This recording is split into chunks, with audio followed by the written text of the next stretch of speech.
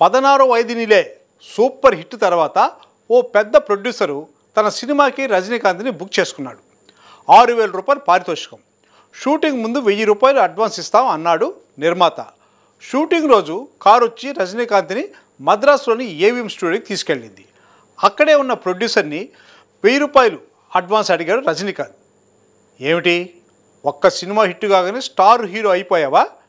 ముందు నటించు, ఆ తర్వాత చూద్దాం అన్నాడు ఆ నిర్మాత. ముందు అడ్వాన్స్ ఇవ్వండి, ఆ తర్వాత మేకప్ వేసుకుంటా అన్నాడు రజనీకాంత్. దాంతో ఆ ప్రొడ్యూసర్ కోపంతో ఊగిపోతూ, నువ్వు అసలు మా సినిమాలో నటించిన అవసరం లేదు, బయటకు వెళ్ళు అన్నాడు. నన్ను ఇక్కడికి ఎలా తీసుకొచ్చారో అలానే కారులో దించండి అన్నాడు రజనీకాంత్. నీ ముఖానికి కారు కూడానా, నడిచెళ్ళు అన్నాడు నిర్మాత. దాంతో రజనీకాంత్ కళ్ళల్లో నీళ్లు చిమ్మాయి. కాళ్ళు ఇడ్చుకుంటూ స్టూడియో బయటకు వచ్చేశాడు. అప్పుడే రజనీకాంత్, నేను పెద్ద హీరో అయ్యి పెద్ద కారులోనే ఈ స్టూడియోలోకి వస్తాను, అప్పటి వరకు స్టూడియోలో అడుగు పెట్టను అని శపథం చేశాడు రజనీ.